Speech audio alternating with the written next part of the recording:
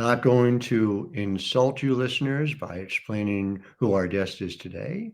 Diana Taurasi joins us. Locked On Women's Basketball starts now.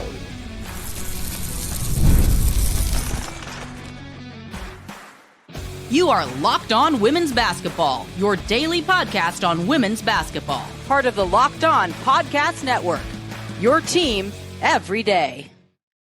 Everyone, and happy Tuesday to you. Welcome to Locked On Women's Basketball. I'm your host, Howard Megdal, and I want to thank you for making us your first listen every day, showing up for us 6 days a week. We show up for you. You show up, over 300,000 of you in October 2024 alone. Really beautiful, the community we are building. Of course, you keep showing up because it ain't just me. It is the entire team over at thenexthoops.com, where we have over 100 reported pieces every month dedicated to the past, present, and future of women's basketball. Make sure you subscribe, thenexthoops.com. My crew just does incredible work. I'm just along for the ride. And I have had the pleasure of covering Diana Taurasi, the all-time leading scorer in WNBA history, somebody whose legacy is obvious. I'm not even going to bother with taking you all through it.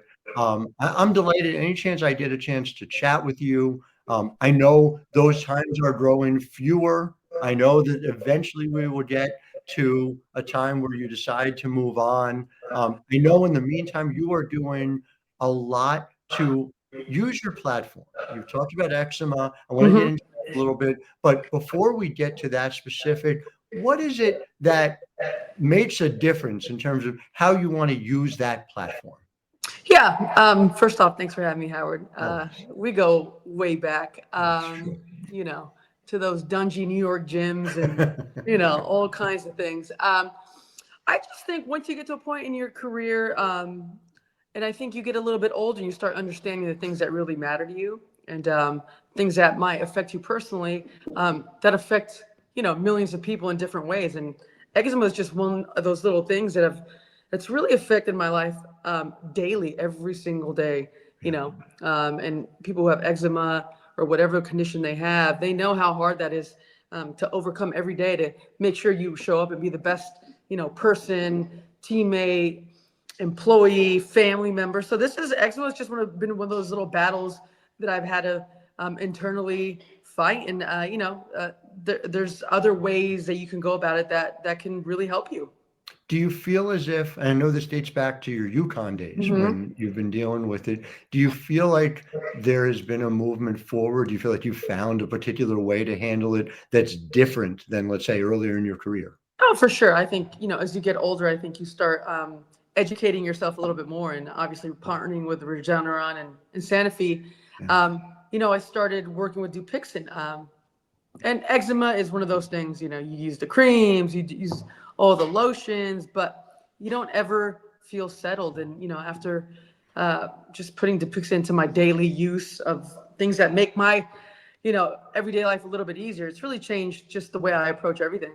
Ma, I'm glad to hear you have found more comfort in it. Yeah. I'm not surprised to hear you speaking out about it. But again, like in that bigger picture sense of it, and you'll forgive me for saying so, but just when you say something, it matters in a different way, given your legacy, given what you have done. So when your reps come to you with it, like what is obviously look like there's a financial component to it, right? But like beyond that, like what are kind of like those decision points for you about what to get involved with?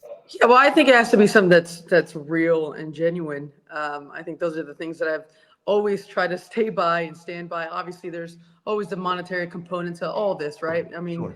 Especially in the world of basketball now, where there is a lot of different financial advances for everyone. But I think this is something that actually makes my life better. And hopefully it makes, other people who are battling with, severe to moderate eczema, if it can make their life just a little bit easier, I think it's a win. When you have these conversations here in 2024, we're in a very different time. And you talked about, we go back a long time. You have had a couple of decades, and we've had these conversations where the promotion is not always where it needed to be, where the platform is not always where it needed to be. Right. It feels like the platform's in a different place than it's ever been. Are those conversations different for you this year? And if so, how? Yeah, I think so. I think every year, every decade, there's advancement, and then there's, things that make being an athlete challenging. But I think right now we're in such a great place in women's sports to be a female athlete, to, really push forward whatever message that you want. But at the core of it, I think there's always that internal fight when does it take me away from the main thing, and that's playing basketball. And that's the conversations that I usually have when I'm deciding to do something. Is it taken away from my basketball? And I would never let that get in the way. So now that I'm just a little bit less busy, I'm letting more calls come in. So we should expect more of you on our TV in the coming years. Like, Yeah, for instance, okay. like Snoop is everywhere, right? Yeah. So like, Yeah. I'm just wondering if we can like count on you to be sort of like an Olympic ambassador. Can you be, will you be that ever present? That's a little bit much. I'm probably more in the background. Okay. I feel like once I'm all in or I'm all out. So we'll find the sweet spot somehow. I don't doubt it for a second. So let's talk about, you have spoken about an exit coming that you have to figure out. Right. And again, you deserve, frankly, if you forgive the point of personal privilege, the respect, the space, the courtesy, being able to figure that out on your own terms. And I'm just wondering whether a couple of things, right? First of all, I know the last few years on the court haven't gone the way you want them to. And I wonder whether you think that has affected the way in which you process these kinds of timelines. I think if you try to make a decision on what's happened in the past, you're probably going to be a little bit clouded in your judgment. And I think that's why I've been taking my time. I really want to make sure I'm making the right decision, because I know once you start saying retirement, I'm not someone who's going to come back from retirement. I'm 42. And if I am going to play again, there's a certain amount of time and work that needs to be, allotted for that. So it's a conversation I'm having with my family, with, different people, with myself, so I'm just letting it kind of all settle. I'm not going to make a decision on trying to have the perfect fairy tale ending, because that's not life. People always get on me because I always recommend these movies and they never have an ending. And they're just like, there's no ending to the movie, D. And I'm like, yeah, that's like life. There's no ending. It kind of just keeps happening. It keeps going with or without you, alive or dead. That's just life. It just keeps going. So I'm just enjoying my time right now with my family. Just the little things that usually I'm really stressed about because I have to get to the next thing. I'm just kind of taking my time with everything. It's something that has to be new to you to be able to think about that. What are the things? I remember we had this conversation like 5 years ago. Yeah. And it was like, where you're playing in the Olympics in 2020, right. And made sort of an offhand joke about, well, we'll see whether you play with Paige in 2028. And now we're less than a cycle away from that. So this has always been, I know, central to what it is that you're doing, what you're thinking about. What are the things that you're allowing to take pleasure in, like stuff with your family, things that you're able to do, that you're able to really focus on right now? I mean, it's really it's nothing, that would blow your mind, but there are things that, spending a Saturday together, Sunday, Leo had his last basketball game this weekend, and, I wasn't rushing to go work out or I was just in the moment. I was present. I was really excited to see him play. Just those little things. And now having a 6-year-old and a 3-year-old, there's a lot of those moments that you want to be present for. And I'm lucky enough right now at this point to be able to see it all and to be present. And obviously, everyone always just talks about the person actually playing and working out. And, I'm lucky enough to have Penny, which she knows how the grind goes and she understands. But, she goes through all the ups and downs of every season too. So when the season's over, she's just like, man, that was exhausting. Because she understands how hard it is. And, she understands the game. So it'll be a decision we all make. That's when you got the right family. And, for sure. And Leo's last basketball game, just got to put you on the spot. Did he win? How did he do? You know what? They went undefeated this year. So they pulled a UConn, which is always nice. It's crazy when they're little because last year they were the younger ones in the group, and I don't think they won a game. And this year they were just a year older. And, they're talking about did we win the championship? Those little kids, they can't be on the court with us. And then next year they become the little kids again. So I'm sure we'll be having a different conversation in the car. I love it. And what a pro you are, giving me the perfect segue into segment 2. Right after this, we're going to talk about Geno Auriemma and Chris Dailey approaching history. You've had a lot to do with that. Back with lots more with Diana Taurasi right after this. But first, Locked On Women's Basketball is brought to you by Mint Mobile. And with big wireless providers, what you see is never what you get. Somewhere between the store and your first month's bill, the price you thought you were paying gets bigger. But with Mint Mobile, you'll never have to worry about that gotcha ever again. When Mint Mobile says $15 a month, when you purchase a 3-month plan, they mean it. So you can say goodbye to your overpriced wireless plans, jaw-dropping monthly bills, unexpected overages.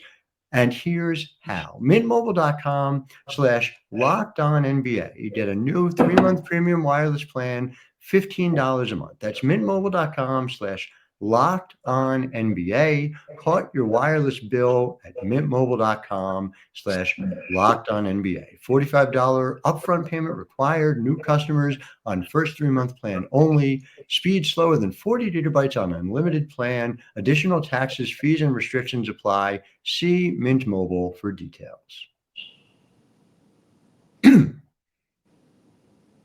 Back here, segment 2 with Diana Taurasi, talking about the Yukon Huskies. And I want to open this conversation with an open-ended conversation I have been having with Yukon alums through the years, and that is this. The 2002 team, one of the greatest, maybe the greatest ever, people talk about. The 2016 team, one of the greatest, maybe the greatest ever. I just covered a finals where I saw Nafisa Collier go up against Brianna Stewart. My question for you is, where do the two rank? If they played against each other, kind of break that down for me, will you? Yeah, I mean, those were two great teams. Obviously the 2002 team that I was a part of, that was just such a talented team. But to go along with that talent, we had heartbreak the year before. Right. We went to the Final Four. We were up 16 going into halftime against Notre Dame, and we lose that game. So we get back to campus and we're crushed because we thought we were the best team in the country. And obviously, if you don't win, you're not. So we had that edge. We had that heartbreak.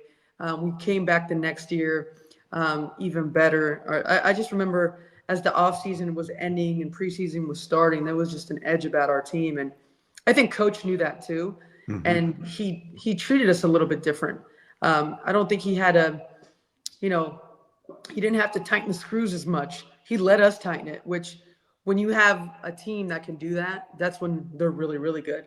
And obviously that 2016 team, I mean, you go down the line, I don't know what they had, 6 or 7 WNBA starters on that team. Effectively, Sanaya Chong was 8, when she had a cup of coffee. Natalie Butler got drafted, it was just top to bottom. It was, it could have been the first round of the WNBA draft easily, right. Which it almost was. So it would have been pretty cool to see those teams play against each other. I'm always taking the O2 team, no matter what, because I know the kind of grit we had and the talent we had. And you could ask Coach that one. There's a quote. I don't remember who said, we won because we have Diana and they don't. So, ultimately, if you're making the determination on that, it's a game I would give anything to see happen, but it is fascinating. And again, it goes back to there are teams that are neither of those two that are 9 other national title champions. There's teams that did not win national championships. And Geno talked about this just recently, about the fact that if we have 5 healthy bodies, we go to the Final Four. That's just how it works. None of that's normal. None of that makes any sense in the context of the history of women's basketball. It doesn't make sense in the current moment where the teams that some fans consider disappointing would be the greatest in the history of 350 other D1 programs. And I say all that with the context of how how does UConn, in all of these errors, manage to continue to be a standard bearer like that? I mean, there was that stretch where we went to the Final Four a couple years and lost, and they were like, "That's the end." Right. Coach has lost his touch. No one wants to go to Connecticut anymore. And I'm thinking we're 40 minutes away from winning another national championship. But in saying that, that's what coaches.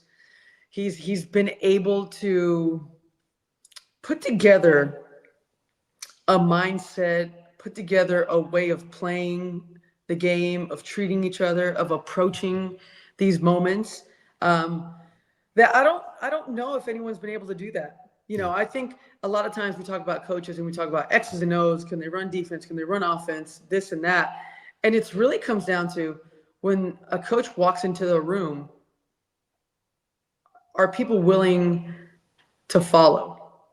Are people willing to be more focused than they were before? Are you willing to be more disciplined than you were before? And the minute coach walks into the room, you're automatically all those things just instantly. And we haven't even touched the basketball. Right. There's not many people that command that type of respect. And when you do, and then you add his work ethic, the way he loves the game, the way he pushes you, all those things, well, then now something special starts happening.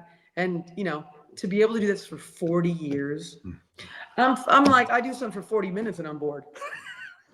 I mean, I'm like, Coach, aren't you bored? Don't you want to go do something else? Don't you want to go live in Italy? CD, Jamel, Tanya. I mean, these people have been there forever. Sarah Darris, Peggy Walsh, Hootie, our strength and conditioning coach. I mean, but that's what makes them great is we've had great teams, but the team behind the team, that's the A team. That's the A team. And to me, and there's two parts to that, right? One of them is it says so much about who he is as a person that he's not just had this success, but he doesn't cycle through people. People stay loyal to him as well. You know this. How many of your teammates, how many people who came before and after you keep showing up, keep coming back, consider themselves part of the program? What is it about the way he interacts with human beings that allows that to happen? Well, he had such an influence on us in those 4 years. I think people, they go through the 4 years of college and you change as a human being, you change as a person. And a lot of it has to do with the way he approached life. Really, we talked about life off the court as much as we did on the court. And that's when you can evolve as a person. And I think when you get to college as an 18, 19-year-old, there's so much you have to learn. There's so many things that you have to acquire, skills and habits and how to treat people. And he's always found a way to make sure we all evolved on the court, off the court. And that's why, on the 19th, there's going to be a ton of us there waiting for him to break the record. And I'll be there. Suze will be there. Stewie will be there. Maya will be there. Rebecca will be there. Hopefully Nikisha, one of my favorites. Jen Rosati will be there. Jamel will be there. I mean, you go down the laundry list of Swin will be there. Tamika, Asia. I mean, these people went to school in the middle of Connecticut, which still blows my mind. Every time I go to stores, I'm like, how do you get an 18-year-old kid to get here? I'm still like, I don't care if they put a Friendlies, a 4 Teds in there. I'm like, I don't know how people come to school there. It's because of him. Insomnia cookies is delicious, but I made that drive. Yeah. I made that drive. But you can get those times. Anywhere, You can get those anywhere. That is exactly right. And again, to your point, and just to kind of close out this idea, something that I enjoy, like a personal joy of mine in covering the league through the years, is seeing and hearing players come through the program and talk like Geno. And you hear it, and you hear there's this language of UConn women's basketball. And I just wonder, what's the most Geno thing you find yourself saying on a regular basis? Oh man, he had some funny ones. There's this one story, when those WWJD bracelets were really popular. What would Jesus do? So I guess in one practice, he goes, what would Jesus do? He'd rebound and run. And I thought that was the funniest thing I've ever heard in my life. So I use that one all the time. Excuse my French. No, it's okay. I think it's awesome. He would rebound and run. That's what Jesus would do. I'm like, I love it so much. And the other part of this is Chris Dailey's there for every one of the 40 years. We know the impact that CD has. We know that she could and would have been monumentally successful running her own program as well. But just, what do you think is the biggest thing that she doesn't get credit for that should? CD handles all the details. Every single one. I mean, it's unbelievable. The weight that CD's carried for all of us the minute we get there. Yeah. There's a way to act. There's a way to be a professional. There's a way to treat people. There's a way to walk into the classroom. There's a way to walk into the arena. There's a way to warm up. There's a way to, to practice. And she always made sure all the little details. I mean, how your socks, is your shirt tucked in? I mean, you wouldn't believe how detailed she is about every single thing. And, I always obviously coach is, the best coach ever. CD might be the second best coach of all time. I mean, that's how much she's put into the game. And, it doesn't happen without her. Well, we'll continue to bang the drum for her as well. Back with final thoughts with Diana Taurasi right after this. I'm Howard Megdal. You're listening to Locked On Women's Basketball. Locked On Women's Basketball is brought to you by FanDuel. And some of you, like me, may be wondering, what do you do when there isn't women's basketball on? Apparently, there's this new upstart league. It's called the National Football League. It's a little bit of a different sport. They don't dribble, but you can watch the NFL. And now new customers at FanDuel can even bet $5 on NFL games and get $150 in bonus bets if you win. Word to the wise, don't bet on the New York Giants. They're having a terrible season. The FanDuel Sportsbook app gives you everything you need to place live bets on the NFL all in one place. You can also check out the latest stats, view play-by-play, and so much more on the same page where you place your bets. Just go to FanDuel.com to join today, and you can get started with $150 in bonus bets with your first $5 bet. Never waste a hunch and make every moment more with FanDuel, official sportsbook partner of the NFL. Family of Giants fans here. Yeah, it's been pretty good. I have a little nugget too. Don't bet on the Raiders. That's also we can continue. I mean, you can, but you just know which way to bet. It's excellent advice. I agree with you 100%. So I want to close by going back to what we were talking about with the announcement, non-announcement, all of that. Yeah. You had an Instagram post about a week ago, and it was about using more with notes, and it had this one last dance, and there's all this speculation, there's all this sort of, eyes on it. So two parts of it. One is I'm wondering, like, do you think about now, like when you have public pronouncements in the same way that like there's, smoke rising out of the Vatican, like do you process it in those kinds of ways? And then just related to it, what would be the funniest way to announce whatever your decision ends up being? Well, I think it was more of a note to myself. It was a question to myself, like, do you really want to do this again? Right. Is it something you really, really want to do again?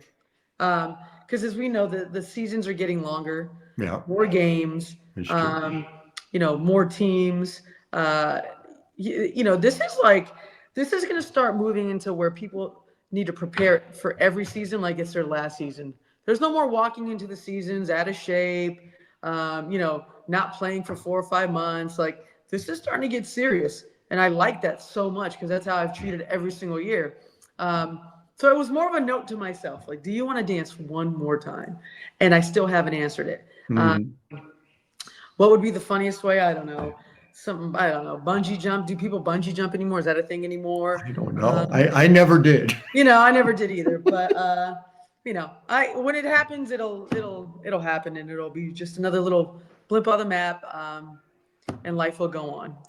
I will just close by saying this thing that I've never had the chance to say to you, which is that for 2 decades, I have learned from you every time I've had the chance to cover you. Whatever decisions you end up making, I look forward to covering what comes.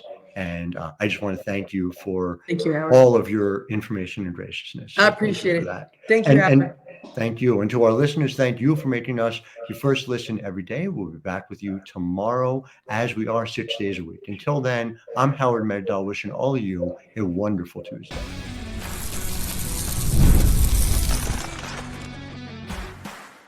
You are Locked On Women's Basketball, your daily podcast on women's basketball. Part of the Locked On Podcast Network.